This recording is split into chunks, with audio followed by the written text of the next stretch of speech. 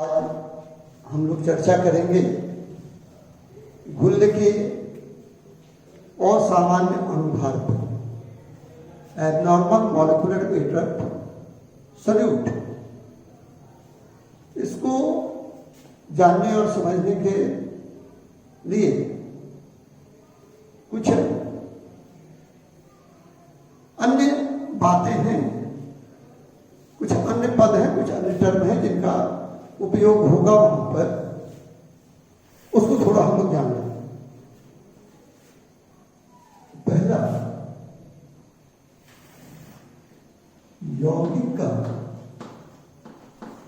यौगिकों का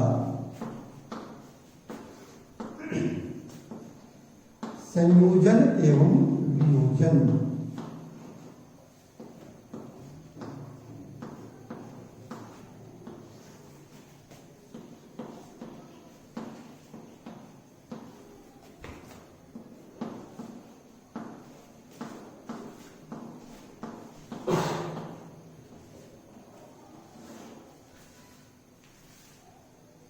Association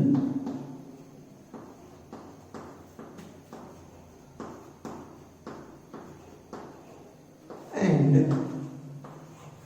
dissociation, association and dissociation of compounds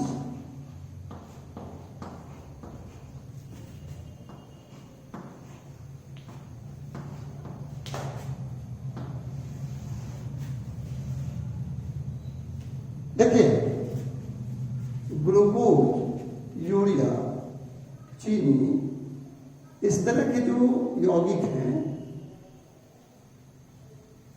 इनका घोल बनने पर भी इन यौगिकों की आणविक रचना में, मॉलिक्यूलर स्ट्रक्चर में कोई परिवर्तन नहीं होता है। लेकिन कुछ यौगिक ऐसे हैं जहां आणविक रचना में परिवर्तन होता है। तो दो तरह की श्रेणी में हम लोग उसको बांट सकते हैं, यौगिकों का संयोजन,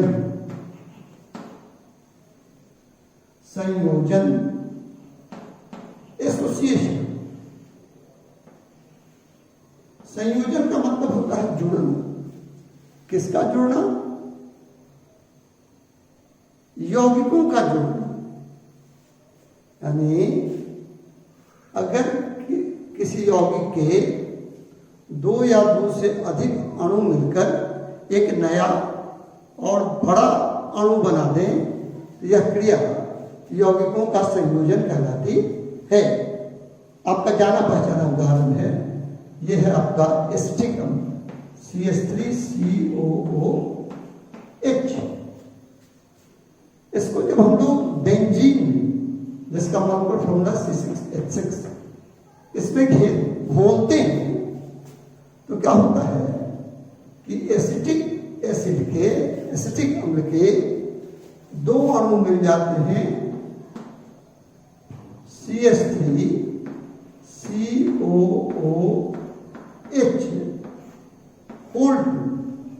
यानी घोल में एसिटिक एसिड अपने डाइमर के रूप में प्राप्त होता है।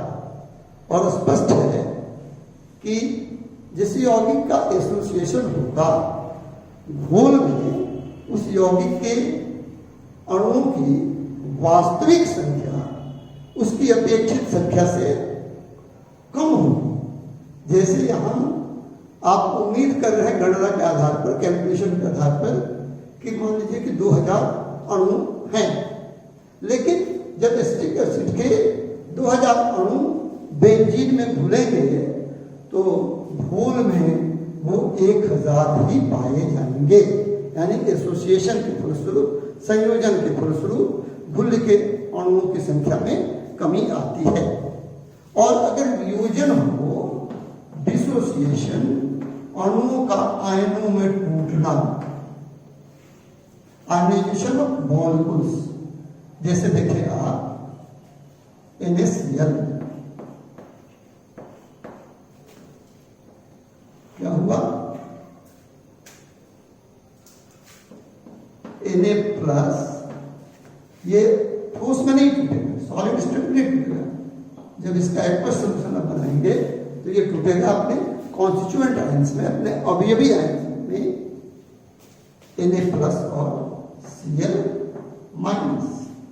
या आप कैल्शियम क्लोराइड में इसका जब ये हो एक्वस सोल्यूशन तो वो उसमें मिलेगा एक कैल्शियम आयन और 2 क्लोराइड आयन, यानी सोडियम क्लोराइड का एक अणु ठोस के रूप में जो एक अणु पाया जाता है, अपने घोल में वह 2 अणुओं की तरह व्यवहार करता है। क्योंकि हमने कई बार कहा कि कॉलिगेटिव गुण के निर्धारण के दृष्टि से प्रत्येक आयन एक स्वतंत्र अणु की तरह व्यवहार करता है। और यहाँ कैल्शियम क्लोराइड के एक अणु से क्या हो जा रहा है, 3 आयन अर्थात 3 अणु प्राप्त हो जा रहे हैं। आयन को हमेशा हम लोग अणु नहीं कहेंगे, जब कॉलिगेटिव गुण की बात करते हैं वहीं पर हम लोग इसको मानते हैं कि आयन अणु की तरह व्यवहार कर रहा है। तो स्पष्ट हो गया कि वियोजन के फलस्वरूप घुल्ले के क्रमों की संख्या में वृद्धि होती है। ये आपने देखा संयोजन और वियोजन। अब आप देखें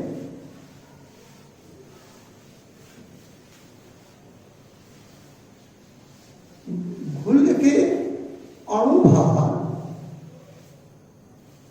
और कॉलिगेटिव गुण में संबंध, किसमें संबंध, घुल्ले के अणुभार और कॉलिगेटिव गुण में संबंध, अणुभार और घोल के कॉलिगेटिव गुण में संबंध।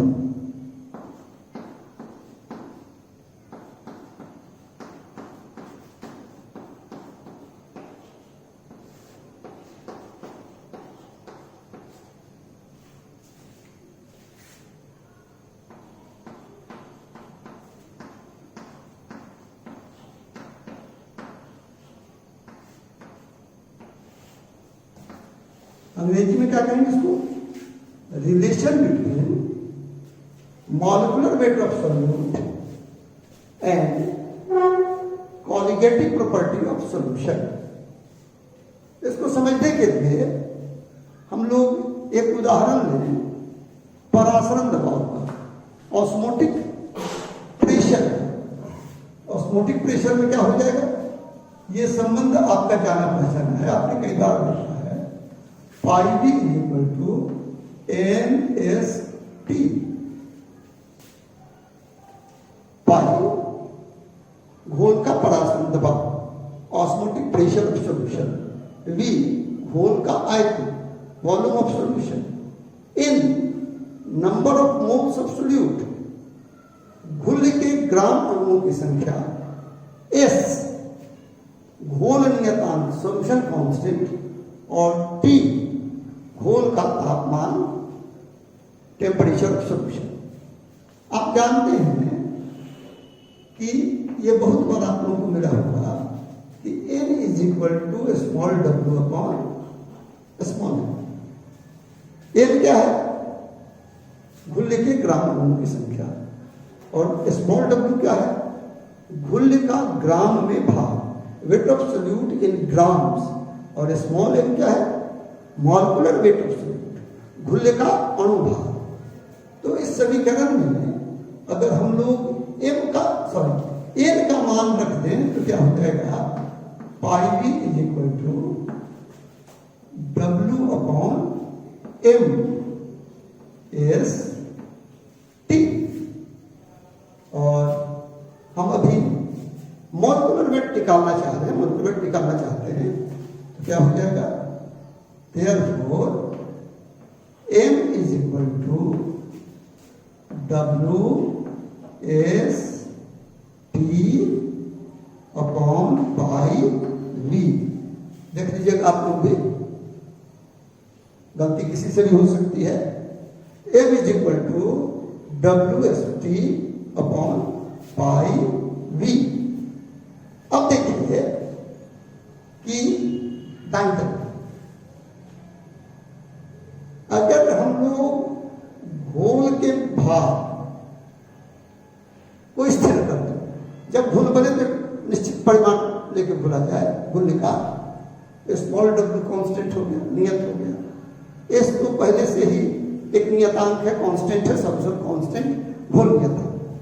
और यदि घोल के तापमान और आयतन को भी हम लोग स्थिर कर दें, सॉल्यूशन के टेम्परेचर और वॉल्यूम को भी स्थिर कर दें, तो क्या हो जाएगा, ये दोनों भी कांस्टेंट हो जाएंगे। तो जो परिस्थिति है उसमें क्या है, W, S, T और V चारों कांस्टेंट हो गए, चारों नियत हो गए। और इसमें से क्या करें हम लोग, दाईं तरफ से सारे कांस्टेंट्स को, सारे नियत राशियों को हटाते, सारी कांस्टेंट क्वांटिटीज को हटाते, तो क्या हो जाएगा, therefore M is proportional to 1/osmotic pressure, osmotic pressure, या हम लोग कह सकते हैं, अब कोई ये जरूरी नहीं कि ऑस्मोटिक प्रेशर है, ऑस्मोटिक प्रेशर की जगह पर और दूसरा कॉलिगेटिव गुण भी हो सकता है, जैसे घोल के क्वथनांक का उन्नयन, elevation of boiling point of solution, वाष्प दबाव का अवनमन, lowering of vapour pressure of solution, कोई भी हो सकता है। तो हम लोग चाहेंगे तो इसको इस तरह से लिख सकते हैं कि small m is proportional to 1/qualitative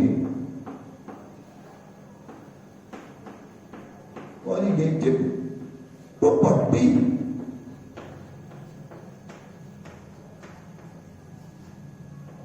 मतलब घुल्य का अणुभार कॉलिगेटिव गुण का व्युत्क्रमानुपाती होता है, सॉल्यूट का मॉलिक्यूलर वेट सॉल्यूशन के कॉलिगेटिव प्रॉपर्टी का इनवर्सली प्रोपोर्शनल होता है। और आपको बड़ी अच्छी तरह से पता है, कई दिनों से यह चर्चा चल रही है कि कॉलिगेटिव गुण डायरेक्टली प्रोपोर्शनल है number of particles of solute. Colligative गुण घुल्य के कणों की संख्या के समानुपाती हैं। तो हम लोग इसको ऐसे भी कर सकते हैं कि M is inversely proportional to number of particles, घुल्य पार्टिकल्स कणों की संख्या, किसके, number of particles of solute. तो ये संबंध हम लोगों को आया। यहां हम लोगों ने ऑस्मोटिक प्रेशर के संदर्भ में निकाला है, लेकिन बाकी तीनों कॉलिगेटिव गुणों के साथ भी अगर हम लोग निकालेंगे तो यही आएगा कि M is inversely proportional to colligative property, वो चाहे जो भी हो।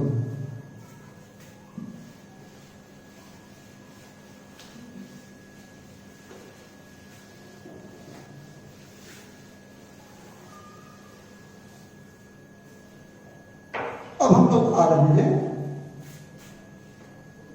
घुल्य का असामान्य अणुभार, असामान्य अणुभार।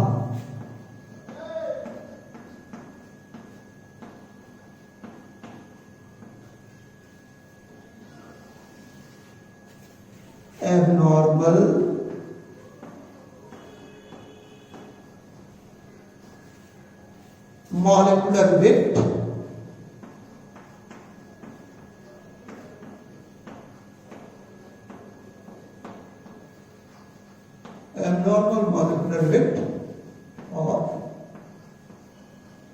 solute. क्या होगा abnormal molecular weight of solute? देखिए, घुल्ले तीन तरह के हो गए। एक जिनका संयोजन अथवा वियोजन नहीं होता है, तो ऐसे घुल्लियों का अगर आप घोल बनाएंगे, ऐसे सॉल्यूट को आप डिजॉल्व करेंगे, तो क्या होगा? कॉलिगेटिव गुण के आधार पर संयोजित अथवा वियोजित नहीं होने वाले घुल्लियों का ज्ञात अणुभार उनके वास्तविक अणुभार के बराबर होगा। लेकिन घुल्लियों के संयोजन अथवा वियोजन के फलस्वरूप क्या होता है? घोल में घुल्ले के कणों की संख्या उनकी वास्तविक संख्या से भिन्न हो जाती है। ऐसी स्थिति में क्या होगा? जब घुल्ले के अणुओं की वास्तविक संख्या से भिन्न हो गई, घोल में जो मौजूद है वो वास्तविक संख्या भिन्न हो गई सैद्धांतिक संख्या से, एक्चुअल नंबर डिफरेंट हो गया एक्सपेरिमेंटल नंबर से, या सॉरी थ्योरेटिकल नंबर से, एक्चुअल नंबर थ्योरेटिकल नंबर से डिफरेंट। तो वैसी स्थिति में वैसे घुल्लियों का जिनका घोल में संयोजन अथवा वियोजन होता है, आप कॉलिगेटिव गुण के आधार पर अणुभार ज्ञात करेंगे, तो यह ज्ञात अणुभार उनके वास्तविक अणुभार से भिन्न पाया जाएगा और इस ज्ञात अणुभार को घुल्ले का असामान्य अणुभार कहा जाता है। असामान्य अणुभार कहा जाता है। और देखिए कि यहां पर कि अणुभार और कॉलिगेटिव गुण के बीच में उल्टा संबंध है। कॉलिगेटिव गुण के बीच में उल्टा संबंध है, यानी या कहें अणुभार और number of particles of solute, इनके बीच उल्टा संबंध है। तो अगर किसी कारण से घोल में घुल्ले के कणों की संख्या घटती है, तो ज्ञात अणुभार वास्तविक अणुभार से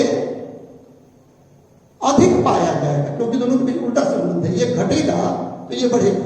और इसके विपरीत यदि घुल्ले के कणों की संख्या बढ़ जाती है, तो यह अणुभार वास्तविक अणुभार से कम पाया जाएगा। यानी अगर घुल्ले का संयोजन हो, तो वैसे घुल्ले का ज्ञात अणुभार वास्तविक अणुभार से अधिक पाया जाएगा, और घुल्ले का वियोजन हो तो उसके घुल्ले का ज्ञात अणुभार उसके वास्तविक अणुभार से कम पाया जाएगा। तब एक प्रश्न उठता है कि क्या हम लोग कॉलिगेटिव गुण के आधार पर संयोजित अथवा वियोजित होने वाले घुल्लियों का अणुभार नहीं ज्ञात कर सकते हैं? हाँ, ज्ञात कर सकते हैं। कैसे? वास्तविक अणुभार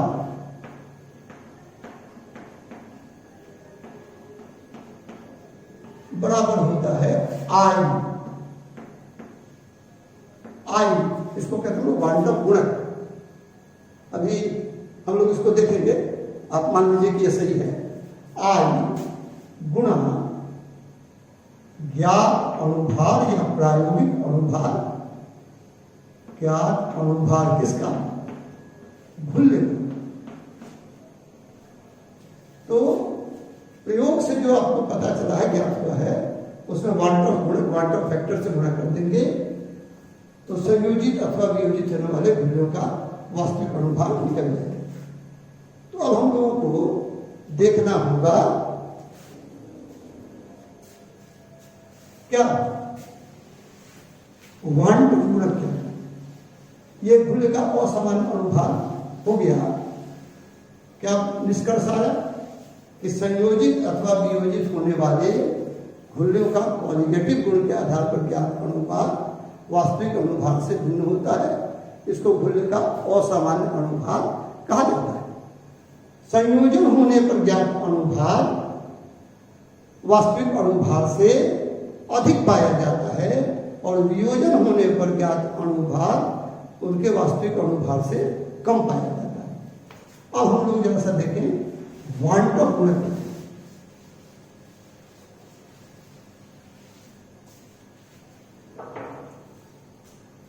वांट ऑफ गुणक, वांट ऑफ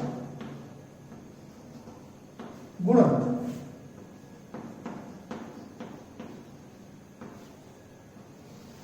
हम लोग कहेंगे want of factor, want of factor क्या है ये? जिसको हम लोग आई से सूचित करते हैं, स्मॉल आई से। अनुपात है। किसका अनुपात? अणु या आयनों की संख्या का अनुपात। किसका किसका है अभी देखते हैं तो पता चल जाएगा। देखिए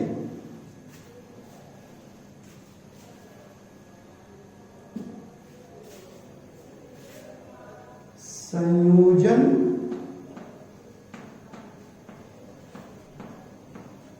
अथवा वियोजन के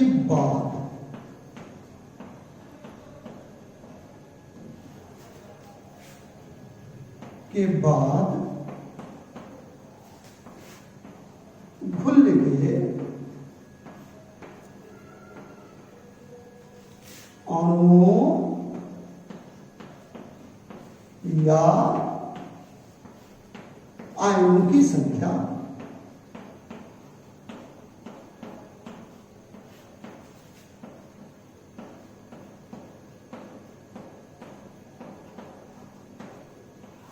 बटा संयोजन अथवा वियोजन के पूर्व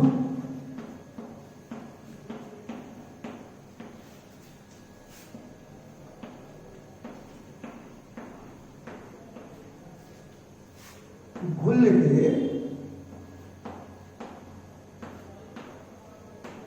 ये देखिए वो ऑब्लिक है, ऑब्लिक का मतलब होता है यहाँ पूर्व घुल के अणुओं की संख्या।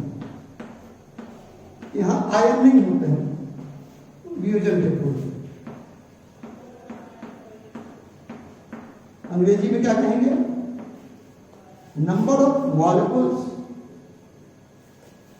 और ions of solute after association और डिसोसिएशन, और इसको कहेंगे number of molecules of solute before association और डिसोसिएशन।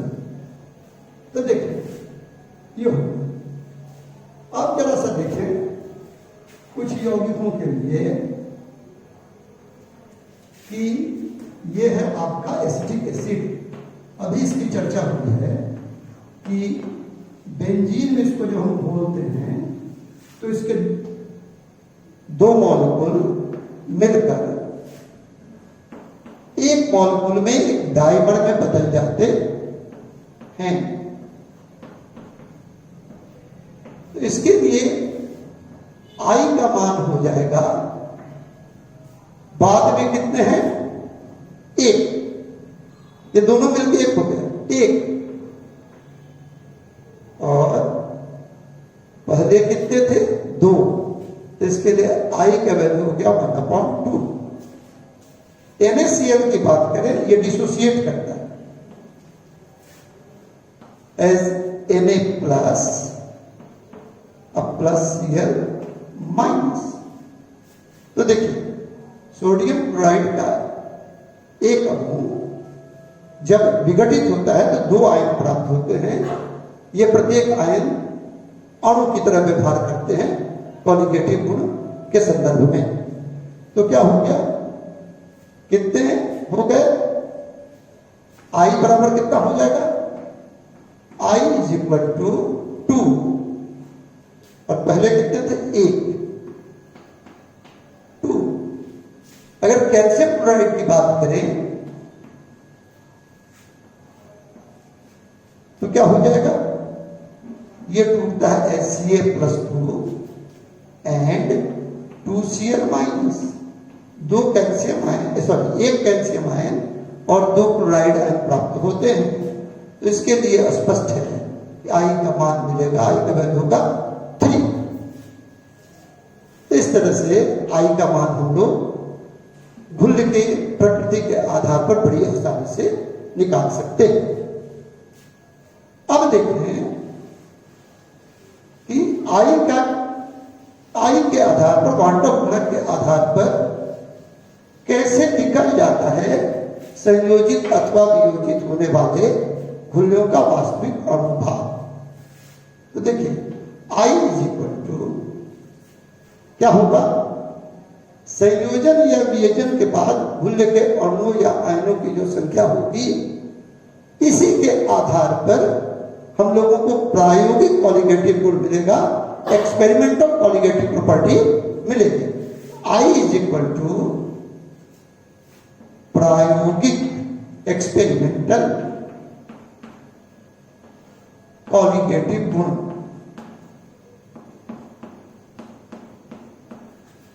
जिसको ज्ञात कॉलिगेटिव गुण भी कहते हैं, बटा वास्तविक। अगर संयोजन या वियोजन नहीं होता तब कितना पाया जाएगा? वास्तविक real experimental colligative property upon real colligative property.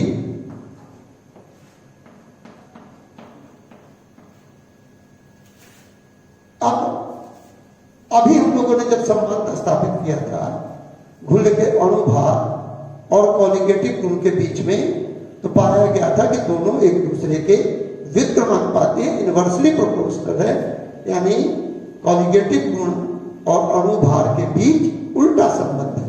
वैसी स्थिति में क्या हो जाएगा? I इज इक्वल टू, ये क्या हो जाएगा? वास्तविक वाला ऊपर चला जाएगा, प्रायोगिक वाला नीचे आ जाएगा। वास्तविक अणुभार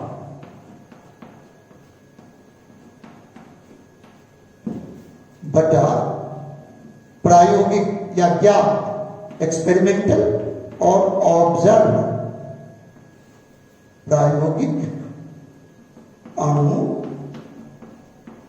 भार, प्रायोगिक अणु भार। तो ये हो गया।